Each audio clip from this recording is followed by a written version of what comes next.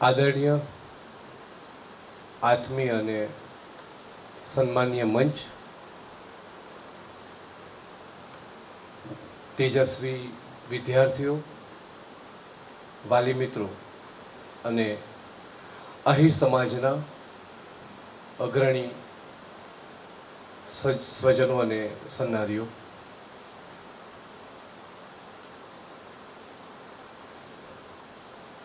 સંજયભાઈ નો પરિચય આમ ઘણા વખતથી એક બે કાર્યક્રમોમાં મળવાનું થયું અને મને બરાબર ચોક્કસ યાદ છે કે મારા પુસ્તક વિમોચનના દિવસે એમની પધરામણી થઈ હતી અને એમણે મને કહ્યું હતું કે આવી રીતનો કાર્યક્રમ છે. એટલે આમ જનરલી અમારા જેવા લોકોનું કામ હોય બોલવાનું, એટલે કાર્યક્રમ લેતા હોય એટલે મેં એમને કહ્યું કે હા કંઈ નહીં, મારા મેનેજરને તમે કહી દેજો અને એ ડેટ હું લઈ લઈશ. થોડા દિવસ પછી જ્યારે એમાં મારી મોહન કુટીર એટલે અમારા પુસ્તકાલય પર આવ્યા અને આખી પ્રવૃત્તિની વાત થઈ, તે દિવસથી મને એવું થાય કે ક્યારે આ તારીખ આવે, ક્યારે આ વાર આવે અને ક્યારે આ દિવ્ય કાર્યક્રમના સાક્ષી બનવાની ક્ષણ આવે. એટલે તમારા માટે આ જેટલો ઉત્સાહ પ્રેરક કાર્યક્રમ છે એનાથી વધારે ઉત્સાહ પ્રેરક કાર્યક્રમ એ મારા માટે છે. કારણ કે હું આ સમાજ માટે એવું માનું છું, મારા માટે દરેક સમાજ જ સરખા છે, હું દરેક સમાજનો છું એવું મને અંગત રીતે લાગે છે. આમ પણ શિક્ષક હોય કે લેખક હોય એનો કોઈ સમાજ નથી હોતો, એનો શબ્દ એ જ સમાજ હોય. પરંતુ ઘણા બધા વિદ્યાર્થી મિત્રો અને શિક્ષક મિત્રો સાથે જોડાવું અને બધી જુદી જુદી સંસ્કૃતિઓનો અભ્યાસ કરવાનો મને એક ટેવ, એ પ્રમાણે અહીરો માટે હું એવું કહું કે કૃષ્ણ વંશજ આ કહેવાનો જો કોઈ એક દરજ્જો કોઈકને મળ્યો હોય 5,500 વર્ષથી, તો એ જ્ઞાતિ છે, એ આહિર છે. એટલે આહિર મળે એટલે હું એવું કહું કે જેની આંખોમાં ગીર ગાય જેવી વિનમ્રતા હોય,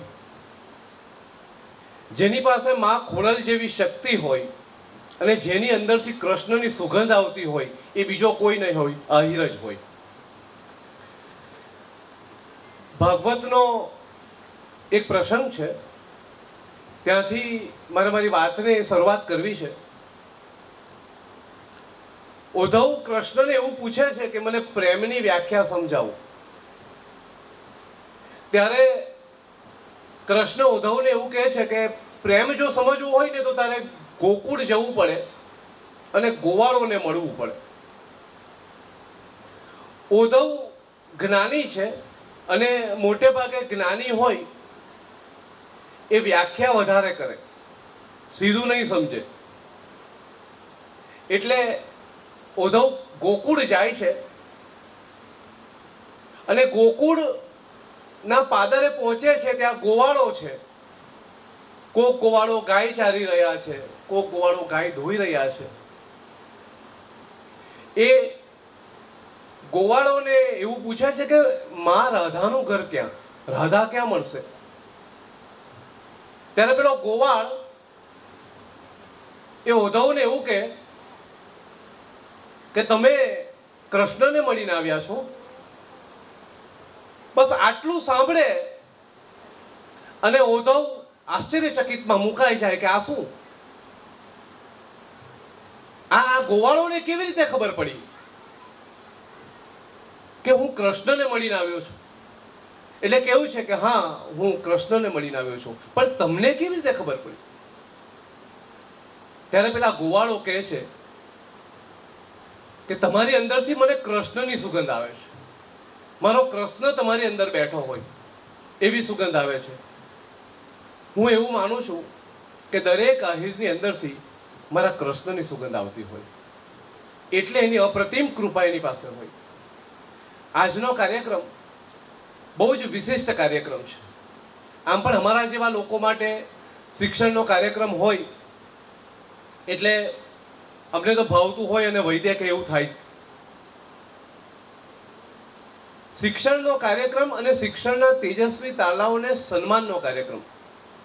એક વિચારકે બહુ સારી વાત કરી છે કે જે સમાજ એના સજ્જનો અને તેજસ્વી લોકોને સન્માન કરવાનું ચૂકી જાય એ સમાજે ભવિષ્યમાં દુષ્ટ માણસોને સલામ મારવી પડે.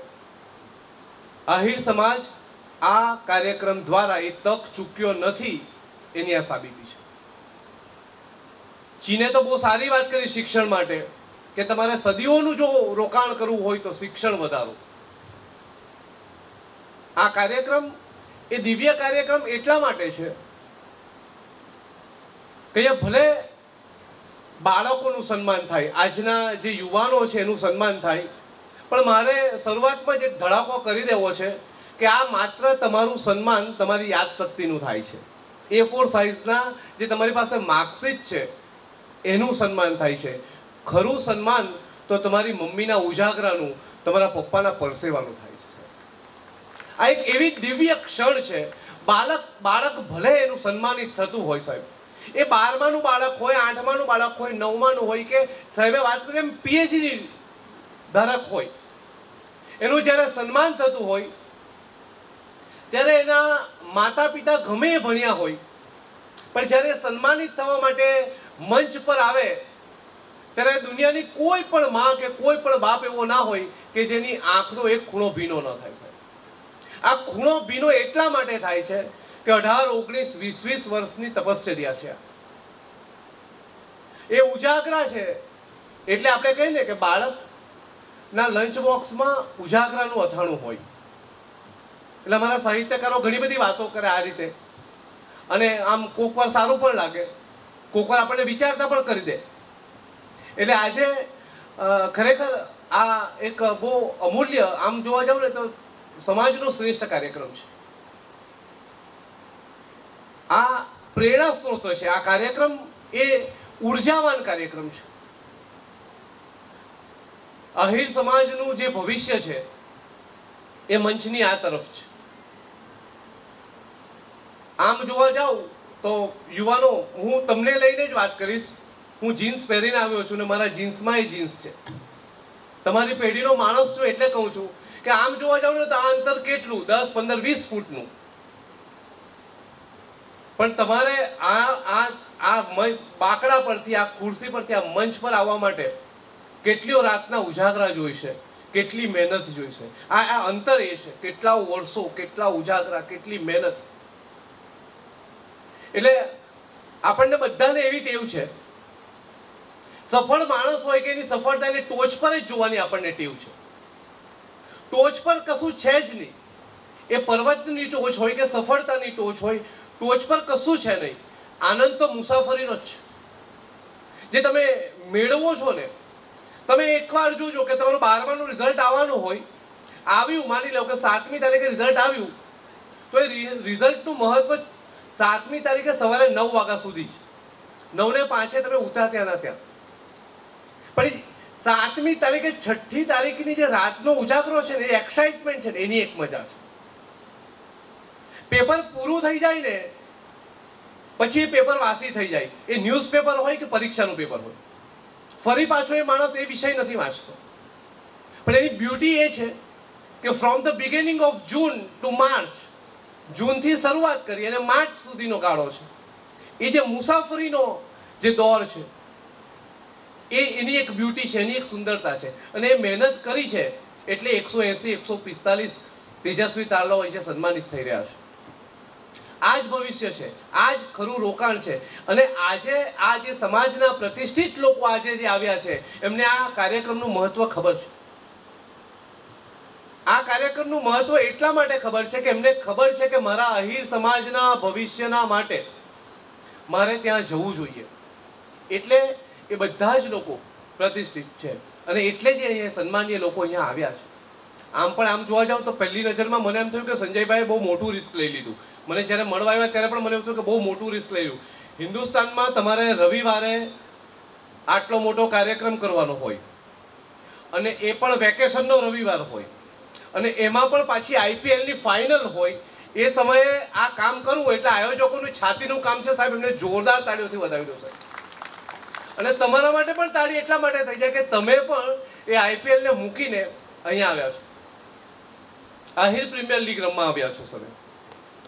એનો રાજીપો છે. અને આમ પણ આમ જોઉં તો આમ જે બધા મિત્રોને મળ્યો એની વાતો સાંભળીને મને એવું લાગ્યું કે એમને રિસ્ક લેવાની બહુ જ ટેવ છે અને એમાંથી પછી નીકળી પણ જાય છે, કારણ કે માતાજી એમની સાથે છે. એટલે મિત્રો ખાસ મારે તમને એ કહું, મારે આજે વાત એ છે કે ઉદ્બોધન વિદ્યાર્થીઓ માટે છે અને સંબોધન વાલીઓ માટે છે, અને આ બંનેનું કન્ક્લુઝન છે એ સમાજના લોકો માટે છે. એટલે 3 વેમાં આખું કામ કરવાનું છે. પણ મને સાચી અને સરળ એટલી વસ્તુ લાગે કે શિક્ષણ એટલા માટે નથી મેળવવાનું આપણે કે આપણને સારી નોકરી મળે. સારી નોકરી તો આપણે સારા હોઈશું તો મળશે જ, એ તો તક આપણને મળશે જ. પણ એક શિક્ષણનું મુખ્ય કારણ છે માણસને માણસ તરીકેની ઓળખ આપે. આપણે શિક્ષિત એટલે નથી કે આપણી પાસે 100 ડિગ્રી છે. આપણે ઘણા ભણેલા અભણ જોયા છે. આપણે શિક્ષણ એ આખી વસ્તુ જુદી છે. એક બહુ સરસ વાત મને યાદ આવી.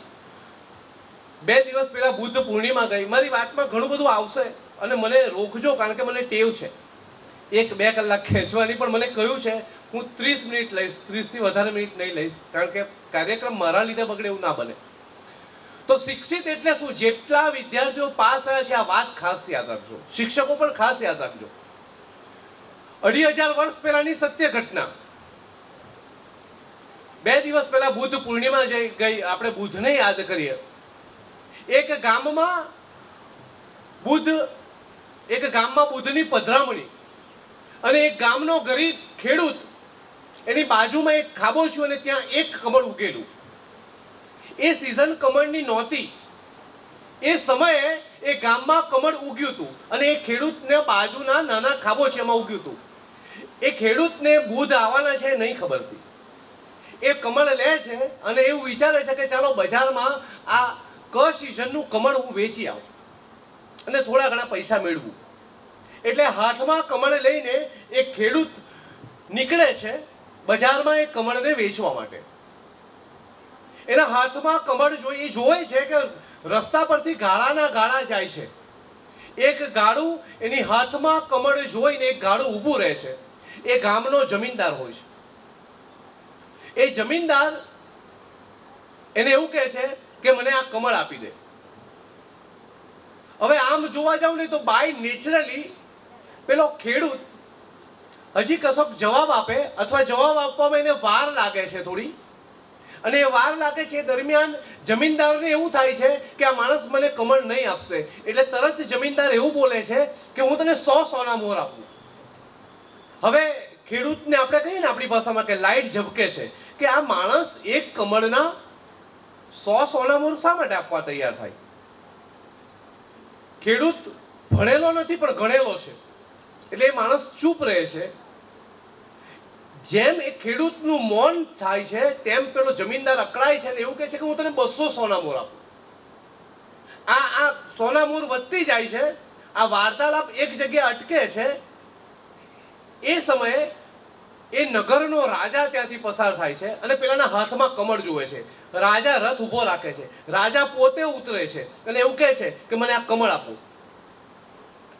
અને રાજા એ કમળની માંગણી સાથે એવું બોલી દે છે કે તને જે જોઈએ આપું. હવે પેલો ખેડૂત એવો પ્રશ્ન પૂછે છે રાજાને કે કમળ તો તમને હું આમનેમ પણ આપી દઉં, પણ મને એ કહું કે આ કમળના આટલું બધું શા માટે તમે પૈસા આપવા તૈયાર થાવ છો? મૂલ્ય આટલું બધું શા માટે છે? ત્યારે પેલો રાજા એવું કે આજે આ નગરમાં બુદ્ધ આવે છે, મારે આ કમળ એને આપવું છે. એટલે ખેડૂત સહજ ભાવે કશો જવાબ નથી આપતો, થોડો રૂડ બને છે અને એવું કહે છે કે તો મને નથી આપવું. હવે રાજા છે, આપણે સિંગમમાં જયકાંત તો ઈગો જેમ હટ થાય એમ રાજાનો એ થાય. રાજાને એવું થાય કે આ મૂર્ખ ખેડૂત મને આપવાની ના પાડે છે, પણ પેલું બુદ્ધને મળવાની ઉતાવળ છે એટલે નીકળી જાય છે કે આને તો પછીથી જોઈ લઈશ. રાજા નીકળે છે અને બુદ્ધ પાસે પહોંચે છે, બુદ્ધને પ્રણામ કરે છે અને પછી એક વાત કરે છે કે ભગવંત, હું તમારા માટે એક કમળ લાવવાનો હતો, પણ એક અભણ ના સમજ ખેડૂતે મને કમળ નહોતું આપ્યું. મેં એને ધારેલી કિંમત આપવા કહી, પણ એને મને કમળ નહીં આપ્યું. બુદ્ધ શાંત ચિત્તે બેઠા છે. અડધો પોણો કલાક પસાર થાય છે અને જોવે છે કે સભાની વચ્ચે પેલો ખેડૂત આવે છે, પોતાને ધીરે ધીરે પગે પહોંચે છે અને બુદ્ધના ચરણોમાં એક કમળ મૂકી દે છે. હવે જે પ્રશ્ન છે એ સંસ્કૃતિનો બહુ મોટો પ્રશ્ન છે. બુદ્ધ એ ખેડૂતને એવું કહે છે કે તું અભણ છે, તને સમજ નથી પડતી. તને આ રાજા ધારેલી કિંમત આપવા તૈયાર થાય, તારી 7 પેઢીનું દરિદ્ર નીકળી જાય તો તારે આ કમળ આપી દેવું જોઈએ ને. કમળ તો મને જ મળવાનું હતું, આમાં તો તે નુકસાન કર્યું. એટલે પેલા ખેડૂતે એવું કહ્યું કે ધન સંપત્તિ તો મને 7 જન્મોમાં ગમે ત્યારે મળી જશે, કે મારી 7 પેઢીને પણ મળશે, પણ મારી 7 પેઢીને બુદ્ધના ચરણોમાં કમળ મૂકવાનું નહીં મળે. હવે બુદ્ધ એવું કહે છે આનંદને, આનંદ સાંભળ, આ ખેડૂત શિક્ષિત છે. એના શિષ્ય આનંદને કહે છે કે આ ખેડૂત શિક્ષિત છે, બાકીના બધા અભણ છે. આનંદ પૂછે છે કેમ આ શિક્ષિત છે? ત્યારે બુદ્ધના મુખેથી એક જવાબ આવે છે કે જે માણસને મૂલ્યનું જ્ઞાન છે એ શિક્ષિત, બાકી બધા અભણ. આપણને જો ડિગ્રીની બાજુમાં રાખીને મૂલ્યનું જ્ઞાન થાય તો આપણે શિક્ષિત, આપણી સંસ્કૃતિનું જ્ઞાન થાય, આપણી સામાજિક રીત રિવાજોનું જ્ઞાન થાય, આપણે કોના વંશજ છીએ આ જ્ઞાન થાય તો આપણે શિક્ષિત. આ સીલ, આ મેડલ, આ બધું જ છે, બધું જ છે, પણ આપણી પાસે આપણી એવું કહીએ ને કે આપણો વૈભવ છે, આપણી સંસ્કૃતિ છે. દરેક સમાજનો, આપણી ભારતીય સંસ્કૃતિમાં તો દરેક સમાજ પાસે પોતાની એટલી બધી સુંદરતા છે, પોતાની એટલું બધું સુંદર એવું કલ્ચર છે કે દરેક પાસે એક વૈવિધ્ય છે. એનું મસ્ત આપણને જો મૂલ્ય થાય. આ જિંદગી આપણને 6 ઇંચની સ્ક્રીન માટે નથી આપી. ખાસ મારા શિક્ષિતો યાદ રાખજો. તમારા 12મામાં 90% હોય ને જો તમે 2 કલાક ગેમ રમતા હોય ને તમને તમારા સમયનું મૂલ્ય ન હોય તો તમે શિક્ષિત નથી, તમે અભણ છો. થોડી કડવાશ આવશે, પણ રેડ લાઇટ લઈને આવ્યો છું, કારણ કે આપણે કોના વંશજ છીએ, આપણી સામાજિક સંસ્કૃતિ શું છે એનું સતત જો આપણને એ મૂલ્ય ન સમજાય તો આ ડિગ્રી પછી બધી નકામી થઈ જાય. આ A4 સાઇઝનું કાપડ છે. આમ જોવા જાવ તો 18-19 વર્ષ પછી તમને કોઈક ડિગ્રી મળે અને વી the members and syndicate members of the entire university hardly declare that so and so એવોર્ડેડ the degree of so and so, અને પછી વી વિશ ફ્રોમ ધ બ્રાઇટ ફ્યુચર, એમ કરીને ડિગ્રી આપી દે. A4 સાઇઝનું કાગળ છે, પણ એનું મૂલ્ય તમારા 20 વર્ષ તમારે હોમવા પડે ત્યારે એ કાગળ મળે. એટલે એવું પણ નથી કે અત્યારે ઉત્સાહમાં આવીને ઘરે કહીને ફાડી નાખજો કે મારે મૂલ્યનું શિક્ષણ નથી. આ નથી. એ તમને તમારી ડિગ્રી તમને માત્ર નોકરીના દરવાજા સુધી મૂકે, કદાચ ઇન્ટરવ્યુના ટેબલ પર મૂકી દે, અથવા પહેલો એપોઇન્ટમેન્ટ લેટર. એટલું ખાસ યાદ રાખજો, તમારું ભણતર તમને એપોઇન્ટમેન્ટ લેટર અપાવી શકે, તમારું રિટાયરમેન્ટ, તમારું ચારિત્ર તમને અપાવી શકે. આ જે ગતિ છે બહુ મોટી ગતિ છે. અને એ તો કોઈ પણ સમાજ, બધાની ડિગ્રી સરખી જાવ, બધાનું મેરિટ સરખું બનતું હો, અને કંપનીને જે ટેલેન્ટેડ લાગે એ લે છે, કોઈ પોતાનો પર્સનલ વ્યવસાય કરે. પણ મૂળ વાત એ છે કે મૂલ્યનું જ્ઞાન, આપણા સંસ્કારો, આપણી સંસ્કૃતિ, આપણા રિવાજ, આ બધી જ વસ્તુનું જ્ઞાન જો આપણને હોય તો આપણે ખરા અર્થમાં શિક્ષિત છીએ. તમે આજે સન્માનિત થઈ રહ્યા છો, ખાસ તો એ કે આ રીલ્સ બનાવવા માટે નથી આ મંચ.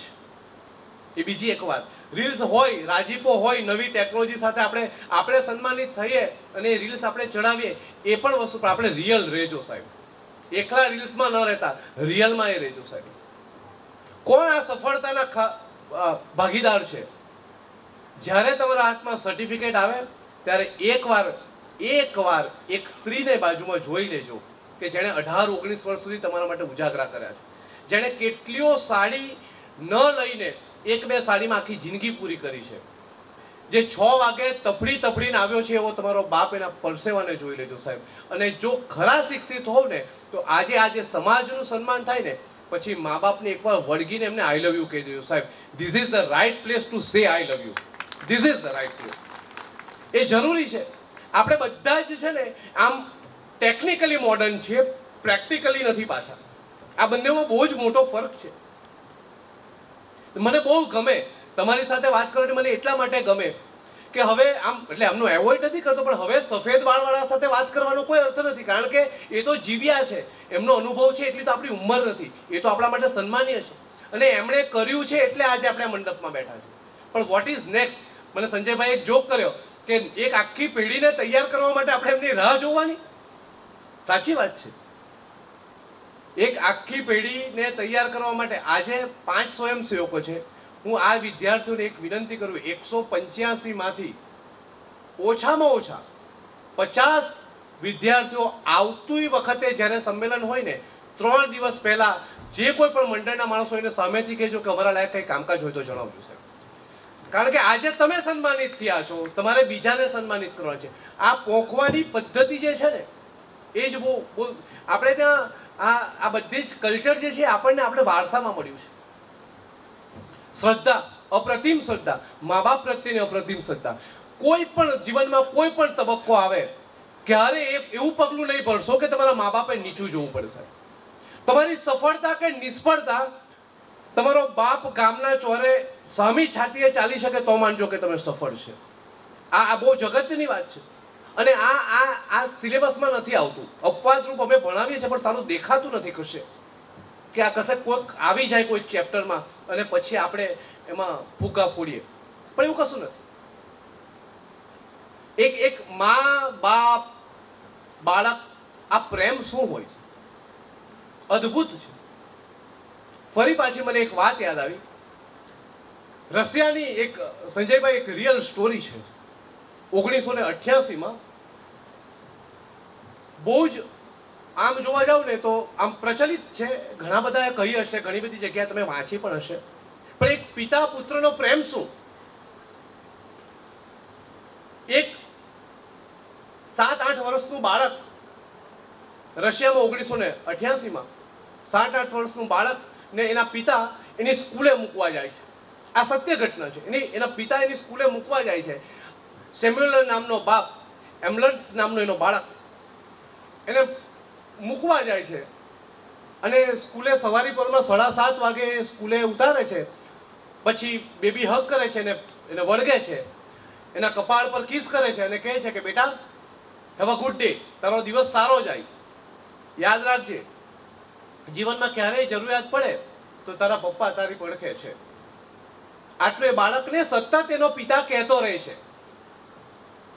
હવે બને એવું 11 ને 15 નો સમય થાય છે અને સદીનો મોટામાં મોટો ભૂકંપ રશિયામાં આવે છે. આમ જોવા જાવ તો આખી શાળા જમીનદોસ્ત.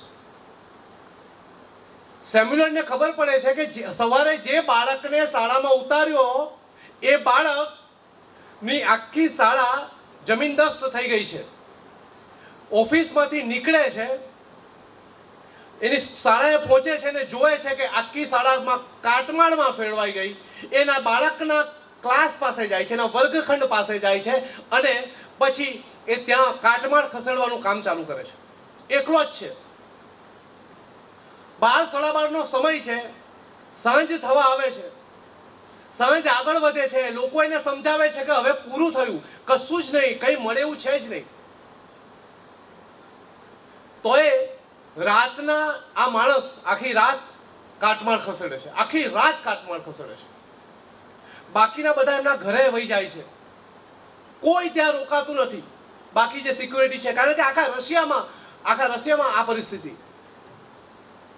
સવાર થાય છે, સવારે પણ પરસેવે રેપ જે શરીરમાં કોઈ નખથી માંડીને માથાના વાળ સુધી ક્યાંય શક્તિ બચી નથી એની પાસે, છતાં એ કાટમાળ એક ખસેડતો રહે છે. 10-10:30 નો સમય થાય છે અને જ્યાં કાટમાળ ખસેડે છે ત્યાં એક બાળકનો કળસવાનો અવાજ આવે છે.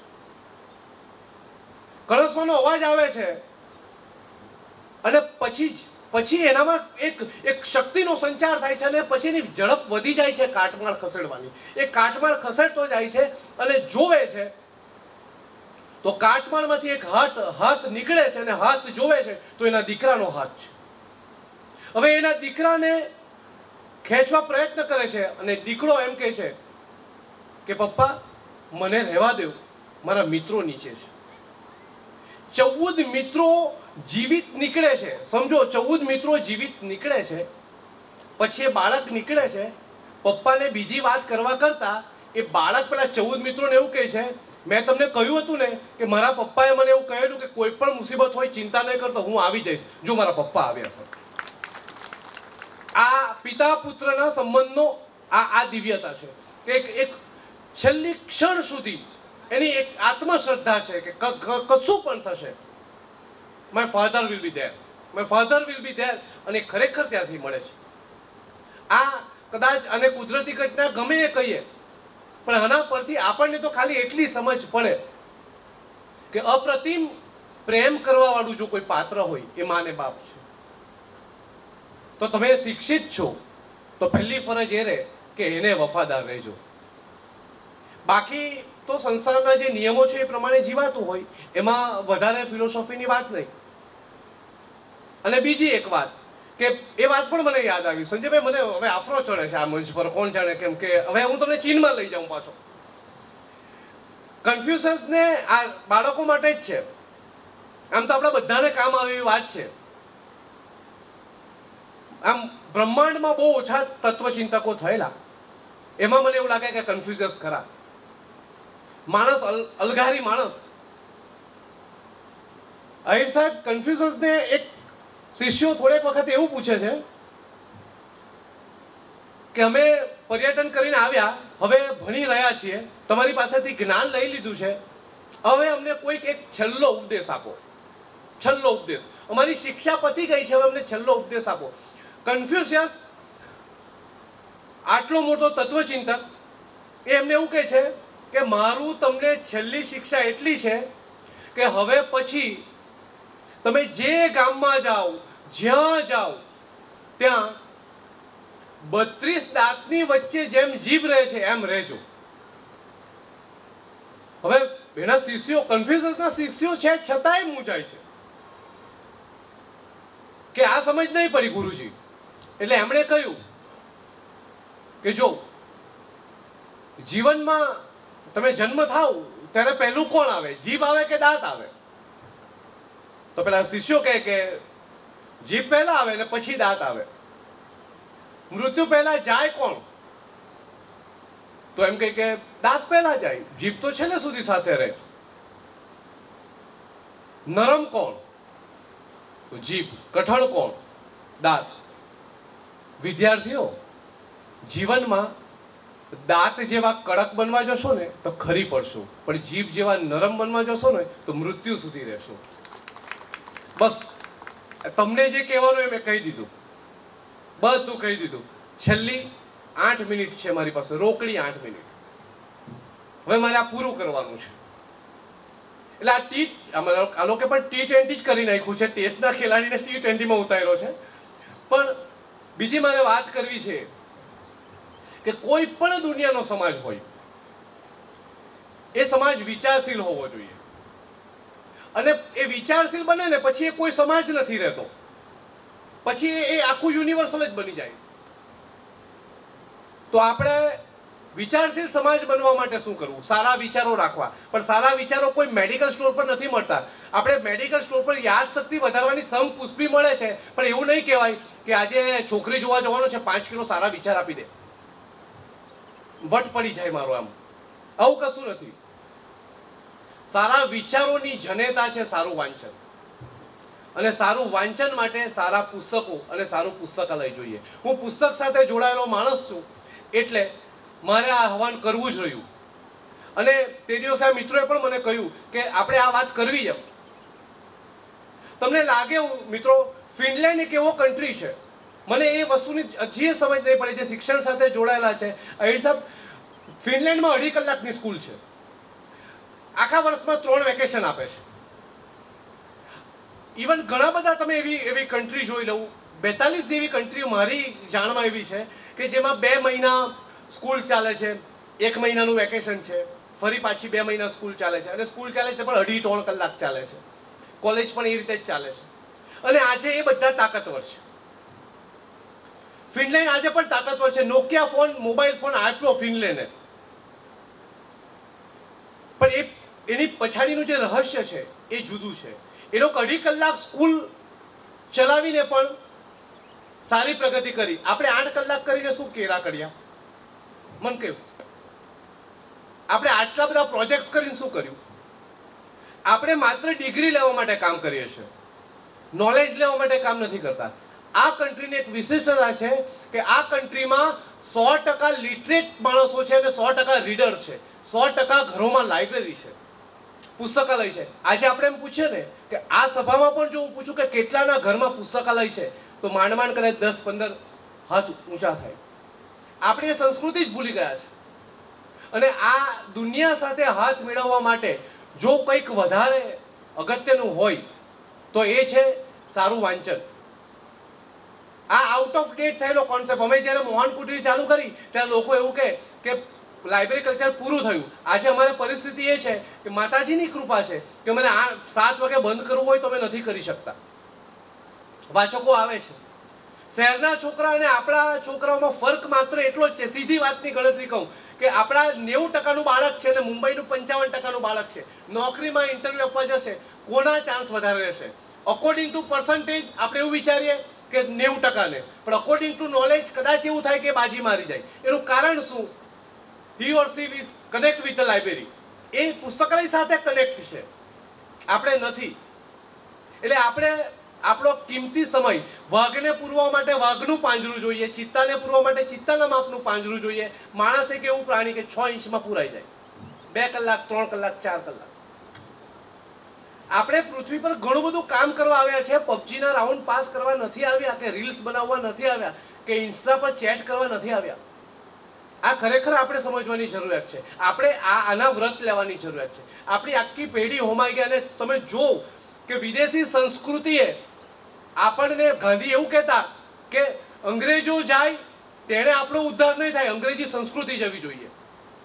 એટલે એવું પણ નથી કે ડિલીટ મારી દઉં, કારણ કે મને ઇન્વિટેશન વોટ્સઅપ પર જ મળ્યું હતું ને મેં પણ લાઈક વોટ્સઅપ પર જ કર્યું હતું.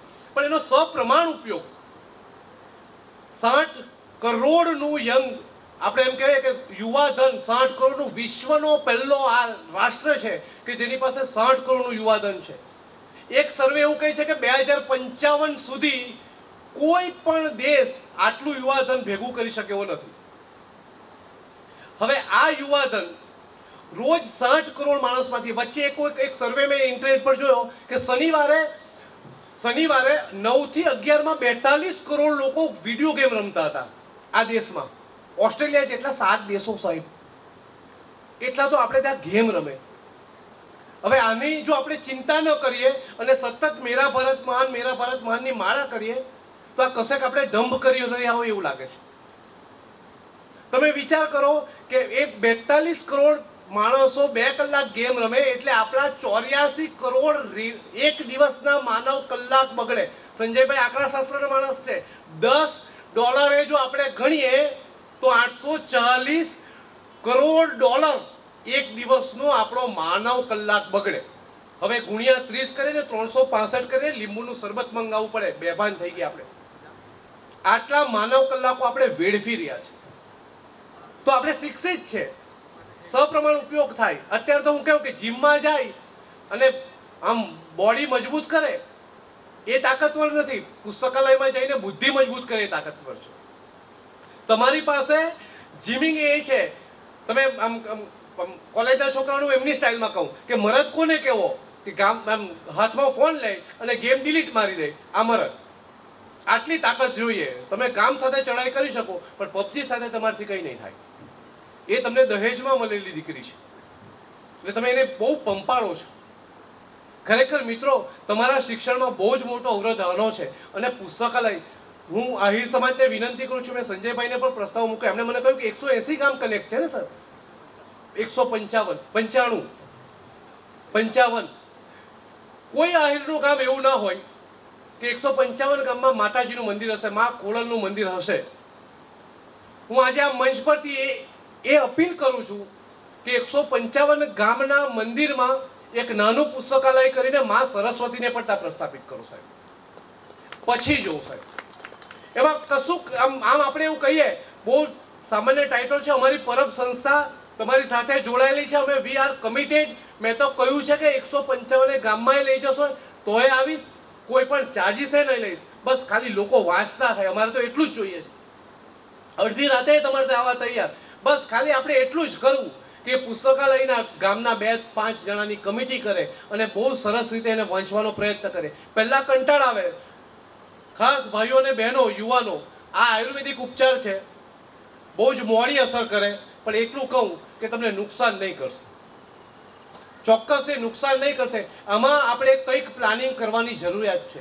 દરેક ગામના લોકો આવ્યા છે, આગેવાનો આવ્યા છે, એમને મારી નમ્ર હાથ જોડીને વિનંતી છે કે એક સ્વચ્છ, શિક્ષિત અને વિચારશીલ સમાજ બનાવવા માટે જેટલું પુસ્તકાલયનું પ્રદાન છે, ફરી આપણે એ સંસ્કૃતિ તરફ વળીએ અને ચોક્કસ થાય. આપણે હાર માની લેવાની કોઈ જ જરૂરિયાત નથી સાહેબ, કોઈ જરૂરિયાત નથી. ખાલી એટલું ફરક છે કે પહેલા બર્થડેના દિવસે પગે લાગતા હતા, હવે કેક કાપે છે. આપણે માનસિકતા બદલી કાઢવી કે કેક કાપે છે એટલે પ્રેમ છે એવું માની લેવું.